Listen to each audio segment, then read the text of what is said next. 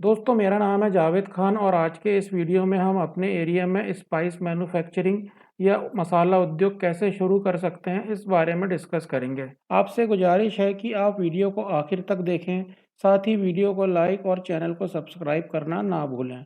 जब भी हम कोई नया बिजनेस शुरू करते हैं तो सबसे पहले हमें यह मालूम होना चाहिए कि उसमें कितना पैसा लगेगा। स्पाइस मैन्युफैक्चरिंग के बिजनेस को हम कम से कम 30,000 से शुरू कर सकते हैं और इसमें हम 10 लाख, 15 लाख, 20 लाख तक भी लगा सकते हैं। लेकिन हमें यह देखना होगा कि कितने बजट में हमारा बिजनेस सही तरीके से काम करेगा। मान लीजिए कि हम 30,000 रुपए के इन्वेस्टमेंट में ये बिजनेस शुरू करते हैं और हम कुछ चीज़ों में जैसे पैकेजिंग और क्वालिटी में कॉम्प्रोमाइज़ करते हैं, तो हम जो माल बनाएंगे वह माल बिकेगा ही नहीं। ऐसे में कम इन्वेस्टमेंट में नया बिजनेस शुरू करना एक बहुत बड़ा रिस्क हो सकता है। दूसरी तरफ अगर हम बहुत ज़्यादा इन्वेस्टमेंट करते हैं, जैसे 9-10 लाख रुपए, तो हम माल तो अच्छे से अच्छा बनाएंगे और क्वालिटी भी अच्छी मेंटेन करेंगे, लेकिन हमें कस्टमर ढूंढने में बहुत दिक्कत आएगी क्योंकि हमारा बिजनेस अभी नया है। ऐसे में जो हमने इन्वेस्ट किया है उसकी रिकवरी में हमें बहुत ज़्यादा टाइम और बहुत ज़्यादा दिक्कतें आएंगी। और अगर हमने लोन वगैरह लेकर इतना पैसा इन्वेस्टमेंट किया है तो हमें किश्त भरने में भी बहुत ज़्यादा दिक्कतें आएगी और हमारा नुकसान होने के बहुत ज़्यादा चांसेस हैं। स्पाइस मैन्युफैक्चरिंग में सबसे ज़्यादा खर्च आता है वह पैकेजिंग के ऊपर आता है। अगर हम अपने ब्रांड की पैकिंग नहीं बनवाते हैं और बाज़ार में मिलने वाले रेडीमेड पैकेट और पाउच यूज़ करते हैं, तो हम 50 से 70 हज़ार रुपये में स्पाइस मैन्युफैक्चरिंग का बिज़नेस बहुत आसानी से शुरू कर सकते हैं। जो लोग इस बिज़नेस के बारे में बिल्कुल नहीं जानते हैं, उनकी जानकारी के लिए मैं बता दूं कि इस तरीके के बिज़नेस में सबसे ज़्यादा खर्च आता है वह पैकेजिंग में ही आता है। मार्केट में इस समय जो नए बिज़नेस खुल रहे हैं उनमें ज़्यादातर जिपर पाउच इस्तेमाल हो रहे हैं। आप अपनी स्क्रीन पर देख सकते हैं, जो स्क्रीन पर दिख रहा है वह जिपर पाउच है, जिनमें आप अपने कंपनी का लोगो लगाकर मसाले पैक कर सकते हैं। इसमें मेहनत थोड़ी ज़्यादा लगती है, लेकिन कम इन्वेस्टमेंट के लिए यह एक अच्छा ऑप्शन है। इसके बाद हम देखेंगे कि स्पाइस मैन्युफैक्चरिंग के बिजनेस के लिए कौन कौन से लाइसेंस और रजिस्ट्रेशन की ज़रूरत पड़ती है। इसमें पहला है जीएसटी नंबर। जीएसटी नंबर के बारे में लोगों में कुछ गलत धारणाएं हैं, जिनको मैं इस वीडियो में दूर करना चाहूँगा। पहली तो यह कि जीएसटी नंबर बहुत मुश्किल से मिलता है, जो कि बिल्कुल गलत बात है। किसी भी देश की सरकार जनता के द्वारा दिए गए टैक्स से चलती है और अगर आपके पास जीएसटी नंबर नहीं होगा तो आप अपना टैक्स कैसे भरेंगे। इसलिए सरकार आपको जीएसटी नंबर आसानी से देना चाहती है। फिर भी कई बार लोगों के जीएसटी एप्लीकेशन रिजेक्ट हो जाते हैं। उसकी वजह यह है कि वह लोग प्रॉपर डॉक्यूमेंट्स अपलोड नहीं करते हैं। आप अगर प्रॉपर डॉक्यूमेंट्स अपलोड करेंगे तो जीएसटी नंबर आपका फ्री में बन जाता है और 1 हफ्ते से 10 दिन के अंदर आपका नंबर आ जाता है।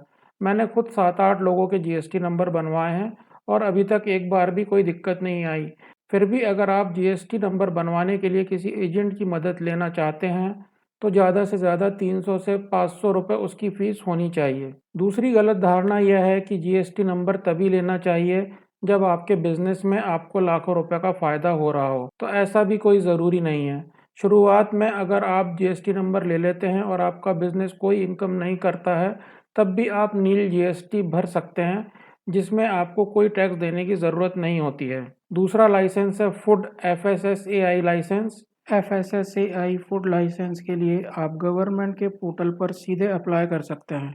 एफएसएसएआई नंबर शुरू में लेना ज़रूरी होता है और आपको अपने प्रोडक्ट की पैकिंग के ऊपर यह नंबर लिखना होता है, जो यह साबित करता है कि आपका प्रोडक्ट क्वालिटी प्रोडक्ट है, जिसे गवर्नमेंट ऑफ इंडिया ने सर्टिफाइड किया है।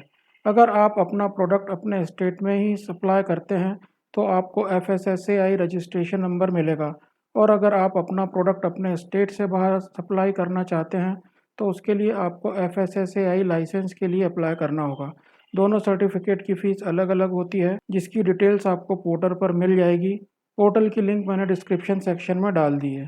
इसके बाद है ट्रेडमार्क सर्टिफिकेट। ट्रेडमार्क सर्टिफिकेट की शुरुआत में कोई ज़रूरत नहीं होती, लेकिन जब आपका बिजनेस सक्सेस हो जाए तो आपको ट्रेडमार्क सर्टिफिकेट बनवा लेना चाहिए, ताकि कोई आपके बिजनेस का नाम कॉपी ना कर सके। इसके बाद नंबर आता है एमएसएमई सर्टिफिकेट का, जो कि government of micro small and medium enterprises के अंतर्गत आता है और इसको आप गवर्नमेंट एमएसएमई पोर्टल में अपने बिजनेस की डिटेल डालकर 5 मिनट में डाउनलोड कर सकते हैं और यह भी बिल्कुल फ्री ऑफ कॉस्ट होता है। Shop and establishment certificate.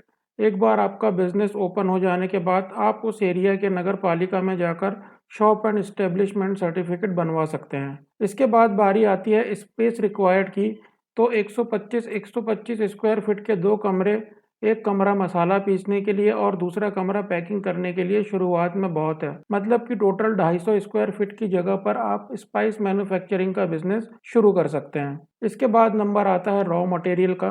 पिसा मसाला बनाने के लिए आपको खड़े गरम मसाले की ज़रूरत पड़ेगी। वैसे तो हिंदुस्तान में गुजरात, राजस्थान, कर्नाटका, केरला, तमिलनाडु, आंध्र प्रदेश और लगभग सभी स्टेट में अलग-अलग किस्म के खड़े गरम मसाले उगते हैं। लेकिन शुरुआत में मैं आपको यही सजेशन दूंगा कि आप अपने एरिया के डीलर या होलसेलर से ही माल खरीदें, क्योंकि शुरुआत में आप कम क्वांटिटी में माल खरीदेंगे और अगर आप अलग-अलग राज्यों से खड़े गरम मसाले मंगवाते हैं तो आपको उनकी ट्रांसपोर्टेशन कॉस्ट बहुत ज़्यादा आएगी और फिर आपको लगभग वही रेट पड़ जाएगा। इसलिए जब तक आप बहुत ज़्यादा क्वांटिटी में, जिसमें आप कम से कम एक 15 से 20 टन तक की पूरी गाड़ी बुक कराने की स्थिति में ना हो, तब तक दूसरे राज्यों से खड़े गरम मसाले ना मंगवाएं। और आखिर में जो हमें मशीनरी की ज़रूरत पड़ेगी, उसमें सबसे पहले मसाला पीसने के लिए ग्राइंडर, जो कि 15,000 से लेकर 3 लाख तक की कीमत का मार्केट में अवेलेबल होता है। साथ ही आपको पैकेट सील करने के लिए सीलिंग मशीन और वज़न नापने के लिए वेइंग मशीन की ज़रूरत पड़ेगी। अगर आप थोड़ा ज़्यादा इन्वेस्ट कर रहे हैं तो आप automatic pouch packing and sealing machine का इस्तेमाल कर सकते हैं, जो कि मार्केट में 70,000 से लेकर 1.5 लाख रुपए तक की कीमत में अवेलेबल है। इसके अलावा आपको मैन्युफैक्चरिंग डेट और एमआरपी डालने के लिए बैच कोडर की ज़रूरत पड़ती है, जो कि 3,000 रुपये से लेकर 5,000 तक की कीमत में आसानी से मिल जाता है। दोस्तों, अगर इस बिज़नेस को आप बड़े स्केल पर स्टार्ट करना चाहते हो तो उसके लिए अच्छी ब्रांडिंग और पैकेजिंग की ज़रूरत पड़ती है और बाद में हमें ऑनलाइन और ऑफलाइन दोनों तरीकों के कस्टमर की ज़रूरत पड़ती है। इन चीज़ों के बारे में मैंने इस पर एक डिटेल्ड वीडियो बनाई है, जिसका लिंक मैंने डिस्क्रिप्शन सेक्शन में डाल दिया है। तो आप वो वीडियो ज़रूर देखें।